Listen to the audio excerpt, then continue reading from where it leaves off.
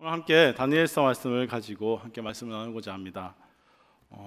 사람은 모든 시대를 다 둘러보아도 불안과 염려를 완전히 떨쳐내는 것은 불가능한 것 같습니다. 그러한 모든 불안, 염려를 떨쳐내고 참된 평안을 누리며 살 수 있는 것, 그것이 아마 모든 사람들이 꿈꾸는 그러한 일일 것입니다. 그런데 그런 것이 쉽지가 않다는 것이죠. 내가 예전보다는 좀 더 나은 것을 누리고 더 나은 환경 속에서 우리가 살아가지만 여전히 우리 안에는 불안이 있고 여전히 염려하고 여전히 더 안전한 것을 추구하며 나를 지켜줄 만한 어떠한 것을 찾아 헤매는 그런 모습이 우리에게 있다는 것입니다. 그래서 안전한 어떠한 동아줄, 나를 저 높은 곳까지 이끌어줄 수 있는 그러한 동아줄을 움켜쥐고자 하는 그러한 마음들을 가지고 살아갑니다. 그러한 움직임 중 하나가 바로 메시아 운동이 아닐까 생각합니다. 이 운동은 동서양을 불문하고 과거든지 현재든지 다양한 메시아 운동이 계속해서 일어났습니다. 내가 어떠한 동아줄을 선택한 것입니다. 그리고 내가 잡은 그 메시아가 진짜라면 내 인생은 마치 역전 인생처럼 인생 대박을 맞이하게 되는 것이죠. 이러한 운동은 동일한 역사의 형태를 이어서 반복해져 이루어져 왔습니다. 무슨 말이냐면 메시아 운동을 주도하던 그러한 움직임들이 많이 일어났습니다. 내가 메시아다, 내가 메시아다. 그런데 이 메시아 운동들은요, 모두가 한결같이 같은 결론을 맺었습니다. 이 메시아 운동을 일으켰던 그 사람이, 주도했던 그 사람이 죽고 나면 그 메시아 운동은 사라져 자연적으로 소멸되어져 버렸다는 것이죠. 이것은 역사에서 자주 볼 수 있는 흔한 이야기입니다. 잘못된 동아줄을 잡았고 결국 썩은 동아줄인 줄 알고 모두 버려버린 것입니다. 이 내용은 사도행전 5장에서도 볼 수 있습니다. 사도행전 5장 말씀에서 5장 36절에서 38절 말씀에 가말리엘이라 불리는 그러한 율법 교사가 등장해서 이러한 말을 하는 것입니다. 이전에 드다가 일어나 스스로 선전하며 사람이 약 400명이나 따르더니 그가 죽임을 당하며 따르던 모든 사람들이 흩어져 없어졌고 그 후 호적할 때에 갈릴리의 유다가 일어나 백성을 깨어 따르게 하다가 그도 망한즉 따르던 모든 사람들이 흩어졌느니라. 이제 내가 너에게 말하노니 이 사람들을 상관하지 말고 버려두라. 이 사상과 이 소행이 사람으로부터 났으면 무너질 것이요 라고 이렇게 기록하고 있습니다. 무슨 말이냐 하면 드다가 유다가 스스로 메시아인 것처럼 자신의 사상을 전하고 그러한 운동을 일으켰는데 그들이 죽고 나자 사람들은 다 흩어져 버렸고 그러한 모든 운동들은 소멸되었다는 내용을 가말리엘이 말하고 있는 것입니다. 그런데 비슷한 그러한 메시아 운동과 비슷한 그러한 또 움직임이 성경에 기록되어 있습니다. 바로 교회와 복음이라는 것이죠. 그런데 교회와 복음은 어떻습니까? 교회와 복음은 예수 그리스도가 죽으신 이후에도 상상할 수 없을 정도로 폭발적인 그러한 성장이 일어났습니다. 아니 오히려 예수님이 활동하실 때에는 사실 미워하는 사람도 많이 있었고 혹여나 나에게 어떤 좋은 일이 있을까 해서 예수님을 따르는 사람들이 많았지 진심으로 그의 사상과 또 그분을 닮고자 하는 마음으로 온전히 따랐던 사람들은 적었습니다. 그런데 그분이 죽고 그분의 사상들이 소멸되어져야 하는데 오히려 교회는 더 성장하고 하나님 나라는 계속해서 확장되어 가는 것입니다. 다른 메시아 운동을 일으켰던 사람이 죽으면 모든 것이 사라진다 말입니다. 왜 이러한 차이가 일어나는 것일까요? 실제로 역사적인 문헌을 찾아보면 교회는 로마 제국 안에서 엄청난 확장을 이루게 됩니다. 로마의 대도시에 교회가 세워지고 AD 200년경에 중소도시에 교회들이 세워지기 시작했습니다. 온갖 박해와 어려움이 있었음에도 불구하고 곳곳마다 하나님의 교회가 세워지고 하나님의 나라가 세워지는 것을 볼 수 있었다는 것이죠. 심지어 주후 313년에는 콘스탄틴의 이 밀라노 칙령에 의해서 이제 그 로마의 기독교가 국교가 되게 되었다는 것입니다. 무슨 말입니까? 메시아 운동을 일으켰던 많은 사람과 다르게 교회는 다른 역사를 가지고 있다는 것입니다. 그러기에 이렇게 확연히 다른 결과를 가지는 것입니다. 다시 말하면 교회는 세상과 다른 것을 보았고 다른 질서를 따르고 있기 때문에 다른 결과를 얻었다는 것입니다. 도대체 무엇을 보았고 어떠한 질서를 따랐던 것일까요? 우리는 오늘 다니엘 2장을 살펴봄을 통해서 그 이유를 잠시 살펴보려 합니다. 다니엘 2장에는 느부갓네살의 꿈에 관한 이야기가 등장합니다. 주전 600년경에 일어난 일인데요. 이 느부갓네살 왕이 이상한 꿈을 꾸게 되었습니다. 이 꿈을 꾸고 나니까 마음이 번민해졌다고 이야기합니다. 마음이 번민해져서 잠을 이룰 수가 없는 것입니다. 느부갓네살 왕은 자신의 꿈을도 맞추고 이 꿈에 대한 해석도 맞출 수 있는 그러한 사람을 찾고자 했습니다. 그래서 그는 바벨론에 있는 모든 박수와 술객과 점쟁이와 술사들을 동원해서 꿈을 해석해라고 이야기합니다.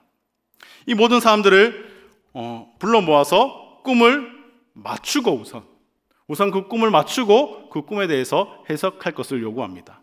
이 일은 조금 어이없는 일이죠. 보통 사람들은 내가 꿈을 이야기해주면 그 꿈에 대해서 해석을 해주는 것이 당연한 것입니다. 그런데 느부갓네살은 지금 억지를 부리고 있는 것이죠. 자신의 꿈도 이야기해주지 않고 지금 꿈을 해석하라 말하기 때문입니다. 왜 이렇게 느부갓네살 왕이 억지를 부렸을까요? 과거에는 왕의 꿈이 나라의 앞일을 예견하는 그러한 신적 그러한 계시로 여겨지기도 했습니다. 그러한 경우가 참 많았기 때문에 신과 정말로 통하는 사람이라면, 정말 신과 어떠한 그러한 교통이 있는 사람이라면 이 신적 계시를 맞추고 이야기하고 풀어줄 수 있을 거라는 그러한 생각이 있었기 때문일 것입니다. 그런데 바벨론에 있는 박수, 술객, 점쟁이, 이 술사들은 불평 만들어 놓는 것입니다. 느부갓네살은 자신의 꿈에 대해서 내용을 가르쳐 주지 않았기 때문이죠. 그들에게 꿈에 대한 내용을 해석해달라고 그렇게 요구하는 것이 그들에겐 어이없는 일이었습니다. 사실 자신들이 나는 신을 모신다, 신이 내게 계시를 한다, 나는 신과 교감을 한다라고 말하는 그들이었지만 그것이 모두 다 거짓이라는 것이 드러나게 된 것입니다. 사실 느부갓네살 왕은 조금 뛰어난 사람이었습니다. 주위의 큰 나라들을 모두 점령했고 말 그대로 제국을 건설할 때에도 과언이 아닌 그러한 사람입니다. 그 일을 오래 걸려서 이뤄낸 것도 아니었습니다. 이제 더 이상 그에게 위협이 될 만한 것이 없었습니다. 그럼에도 자신의 꿈에 불안해하고 초조해하는 그러한 왕입니다. 스스로도 자신의 왕국이 영원하지 않을 것이라는 그러한 생각 속에 사로잡혀 있었기 때문입니다. 언제든지 내 자리는 빼앗길 수 있다. 언제든지 내가 지금 이룬 이 제국이 무너질 수 있다라는 불안감이 그에게도 있었던 것입니다. 자신이 이룬 것이, 자신이 세운 제국이 자신만의 든든한 그러한 동아줄이 아닌 것을 알았던 것이죠. 그 불안이 결국 바벨론의 박수와 술객과 점쟁이와 술사들을 이러한 상황에 처하게 만든 것입니다. 결국 그들이 꿈에 대한 내용과 꿈 해석을 하지 못하자 느부갓네살 왕은 바벨론에 있는 그 모두를 죽이라고 명령합니다. 그때 다니엘은 하나님께 기도하고 하나님은 은밀한 것을 다니엘에게 알려주시고 다니엘은 느부갓네살 앞에 서서 그의 꿈과 그 꿈에 대한 내용을 해석해 주는 것이 바로 오늘 함께 읽었던 다니엘서 2장의 내용의 요약인 것입니다. 이것을 통해서 정말 하나님이 참된 신이심을, 참된 하나님이심을 우리에게 보여주고 계십니다. 그러면 느부갓네살 왕이 꾼 꿈은 무슨 내용입니까? 그는 한 신상을 보게 되었습니다. 머리는 금이요, 가슴과 팔은 은이요, 배와 넓적다리 있는 놋, 종아리는 쇠, 발은 얼마는 쇠이고 얼마는 진흙으로 된 그러한 신상입니다. 그리고 다니엘은 느부갓네살의 꿈을 해석해 줍니다. 본문에 이어 나오는 36절부터 43절까지의 말씀이 사실상은 이러한 모든 꿈에 대한 해석이라 볼 수 있습니다. 그런데 이 구절들을 두고 많은 교부들과 신학자들은 저마다 분분한 의견들이 있었습니다. 이 은과 이 녹과 이 쇠와 이 진흙의 나라가 어느 나라냐 하는 것으로 많은 그러한 논쟁이 있었던 것이죠. 그러나 우리가 그것이 중요할까요? 하나님께서 보여주신 그것이 어느 나라인지 이것은 하나님이 너무나 명확하게 잘 알고 계십니다. 우리가 그것을 알아서 정말 정확하게 알면 참 좋겠지만 그렇지 않다고 해서 우리가 하나님의 뜻을 알 수 없는 것은 아니라는 것이죠. 우리는 좀 더 핵심에 관심을 둘 필요가 있습니다. 이 핵심을 한번 살펴본다면 이 다니엘서는 그저 하나님 나라가 모든 제국을 그리고 우상과 신상들을 무너뜨리고 도래할 것이라는 것을 우리에게 말해주고 있는 것입니다. 그동안 여러 제국들이 성도들을 박해할 것이지만 그래도 영원한 나라, 하나님 나라는 도래한다는 것입니다. 하나님이 약속하신 그 나라는 반드시 도래한다는 것입니다. 이 신상은 역사를 말해주면서 역사 안에서 세워진 나라가 얼마나 빛나고 얼마나 아름답고 얼마나 강하고 얼마나 튼튼했는지도 보여줍니다. 자신들이 마치 신인 것처럼 그렇게 여겼고 그렇게 행했고 자신들이 최고라 여겼던 그러한 나라들을 보여줍니다. 하지만 이렇게 빛나고 이렇게 아름답고 강하고 튼튼했던 나라들은 영원하지 못해서 역사 안으로 모두가 사라져 버렸습니다. 심지어 한니발과의 전쟁에서 무너질 것처럼 무너지지 않았던 이 강대국 로마조차도, 이 로마 제국조차도 모두 다 멸망해 버리고 말았습니다. 느부갓네살의 이 불안처럼 결국 영원한 것이 없다는 것입니다. 정말 영원한 동아줄이 없다는 것입니다. 우리를 지켜줄 만한, 우리를 든든하게 받쳐줄 만한 그러한 것이 없다는 것입니다. 그런데 44절에서 45절 말씀을 한번 보시기 바랍니다. 44절에서 45절 말씀입니다. 이 여러 왕들의 시대에 하늘의 하나님이 한 나라를 세우시리니 이것은 영원히 망하지도 아니할 것이요 그 국권이 다른 백성에게로 돌아가지도 아니할 것이요 도리어 이 모든 나라를 쳐서 멸망시키고 영원히 설 것이라. 손대지 아니한 돌이 산에서 나와서 쇠와 녹과 진흙과 은과 금을 부서뜨린 것을 왕께서 보신 것은 크신 하나님이 장래일을 왕께 알게 하신 것이라. 이 꿈은 참되고 이 해석은 확실하니이다 하니. 하나님에게는 하나의 계획이 있었다는 것입니다. 그것은 영원히 망하지 아니할 나라, 영원히 서는 나라, 그 나라를 세우는 것이었습니다. 여러분, 그 나라가 어느 나라인지 아십니까? 그 나라가 어떻게 세워지는지 아십니까? 바로 하나님의 통치가 있고 예수 그리스도께서 이 땅에서 사시고 죽으시고 부활하심으로 세운 나라입니다. 당시 많은 사람들은 그 나라에 대해서 아무도 관심이 없었습니다. 물론 지금도 그 나라에 대해서는 관심이 없습니다. 왜 관심이 없을까요? 그 영원한 나라에 대한 관심이 왜 없을까요? 이유는 한 가지입니다. 이 나라가 매력적인 나라가 아니기 때문입니다. 다니엘서 2장에 등장하는 나라들은, 그 나라를 표현하는 그러한 상징들은 어떠한 것입니까? 금이고 은이고 노시고 쇠이고 진흙입니다. 값지고 튼튼해 보이고 강해 보이고 좋아 보이는 것들입니다. 그런데 하나님이 세우고자 하는 나라는 돌입니다. 여러분, 누가 돌에 관심을 가지겠습니까? 솔직히 우리는 금에, 은에, 노새, 쇠에 더 많은 관심이 있지 않습니까? 화려하고 아름답고 튼튼하고 강함이 느껴지는 이러한 것들이 더 관심이 가고, 이러한 나라에 더 관심이 가지 않습니까? 느부갓네살은 스스로 불안과 염려 때문에, 자신의 욕심 때문에 금제국을 세웠습니다. 이 금제국으로 자신의 불안으로부터 자신을 지키려 했습니다. 이후 많은 사람들은 은으로, 쇠로, 노수로 제국을 세우며 자신을 지키기 위한 그러한 동아줄로 삼았습니다. 그러면 염려와 불안이 없어질 줄 알았습니다. 그러나 어떻게 되었습니까? 결국 그들은 스스로 세운 그 제국들은 모두 다 무너졌습니다. 자신의 불안과 염려를 잠재우지 못했습니다. 온갖 좋은 것으로 채워보고 막아보려 하였지만, 그러한 것들에 모든 관심을 두어보았지만 그런데 소용이 없었습니다. 다 무너지고 사라지고 소멸되어 버려졌다는 것입니다.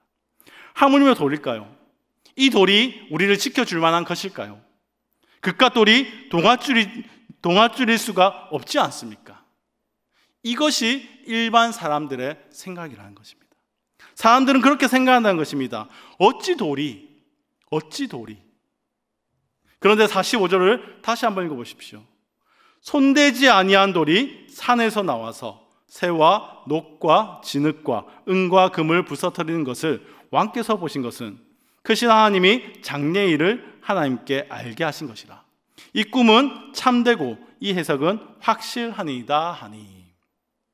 돌은 돌인데 아무도 손대지 아니한, 산에서부터 나와 신상을 부수는 그러한 돌이라는 것입니다. 이게 무슨 말입니까? 바로 예수님께서 이 땅에 오셔서 이 땅에서 사시고 죽으시고 부활하셔서 한 나라를 세우신다는 것입니다. 예수님이 오시기 600년 전에 이미 이 일이 예언되어졌고, 하나님이 그 계획하신 바를 예수 그리스도를 통해 이 땅 가운데 이루신 줄 믿으시기 바랍니다. 여러분, 예수님이 이 땅에 오셨을 때에 그를 사모한 자가 많았습니까? 사실 그렇게 많지 않았다는 것입니다. 대부분 사람들은 반대편에 섰고, 예수님께서 십자가에 달리실 때에는 함께하던 그 제자들마저 예수님 곁을 떠나버렸습니다. 왜냐하면 예수님은 우리의 흥미와 마음을 유혹할 만한 존재가 아니었기 때문입니다. 사실 예수님이 선포하신 하나님의 나라는 그렇게 매력적인 나라로 보여지지는 않습니다. 사람들은 내가 잘 되길 원합니다. 내가 남들보다는 이만큼 잘 되진 않더라도 요만큼은 더 낫기를 바랍니다. 그것이 사람들의 일반적인 마음이라는 것입니다. 그런데 하나님 나라는, 그런데 예수님께서 말씀하신 그 하나님 나라는 나의 것 이만큼을 내어놓고 그것을 다 나눔을 통해서 모두가 행복해지는 그러한 나라를 말하는 것입니다. 이것이 매력적인 나라일까요? 내 것을 내려놓고 그것으로 모두가 행복한 나라. 그러니 매력적이지가 않다는 것입니다. 그러니 우리를 만족시킬 수 없다는 것입니다. 그저 돌과 같습니다. 하지만 그 돌이 산으로부터 날아와서 모든 신상을 무너뜨립니다. 가치 있다 여겨지는 것, 매력적이다 여겨지는 것, 그 모든 것이 무너지고 그 모든 것이 없어집니다. 그러나 영원히 무너지지 않고 없어지지 않는 것이 있는데, 그것이 바로 이 돌이라는 사실입니다. 신상이 아닌 이 손대지 아니한 이 한 돌이 우리를 만족시킬 수 있다는 것을 우리에게 말해주고 있는 것입니다. 좋아 보이던 것은 사라지고 없어지며 무너집니다. 그러나 영원히 무너지지 않고 우리의 반석이 되어주시는 예수 그리스도야말로 진정한 우리의 소망, 우리의 기초가 되어야 할 줄 믿으시기 바랍니다. 최근 많은 교회에서 사람들은 복을 찾습니다. 복을 받으려 합니다. 복을 선포하면 사람들이 몰려오고, 이러한 세상의 가치를 교회로 끌어오고 교회의 운영을 세상의 가치로 하려 합니다. 우리는 하나님을 섬긴다고 하면서 금을 쫓고 은을 쫓고 강함을 쫓고 복을 쫓고 있다는 것입니다. 자신의 금제국, 자신의 은제국을 여전히 세우며 살아갑니다. 여러분, 그렇게 우리가 선망하는 금은 이미 멸망했습니다. 우리가 그렇게 따르는 은과 녹과 쇠, 우리가 정말 의지할 만하다 여기는 그 모든 것들은 무너져 내렸습니다. 그런데 왜 다시 저마다 금제국을 세우려 하십니까? 왜 다시 저마다 응과 새에 관심을 두고만 있습니까? 오히려 여러분이 쳐다보지 않던 그 돌은 영원히 망하지도 않고 그 나라가 건설하게 서 있습니다. 사랑하는 성도 여러분, 우리는 어떠한 것을 보고 어떠한 질서를 따르고 있습니까? 다시 말하면 교회인 우리는 어느 나라에 속해 있느냐 하는 것입니다. 사실 교회인 우리는 많은 어려움 속에 있습니다. 교회가 하나님의 나라, 하나님의 통치를 받아야 함에도 불구하고 자꾸 세상 것에 눈을 두고 있고 거기에 가치를 두고 삽니다. 물론 성경은 세상과 단절하라고 말하지는 않습니다. 그러나 세상을 동경하고 세상을 섬기며 살라라고도 가르치지 않습니다. 마치 세상의 가치, 그것이 영원한 나라인 것처럼 그것을 따라 살아가라고 우리에게 말하지 않는다는 것입니다. 그러한 세상의 가치가 여러분의 문제를 해결해 주지 않습니다. 여러분에게 만족을 줄 수 없습니다. 만약 여러분이 그것을 쫓는다면, 여러분이 그것을 가치 있다 여긴다면, 여러분이 쫓는 그것은 영원한 것이 아니기 때문에 망하고 사라질 것입니다. 그러면 여러분은 반드시 또다시 다른 것을 쫓고 다른 것의 노예로 살아가게 된다는 것을 기억하시길 바랍니다.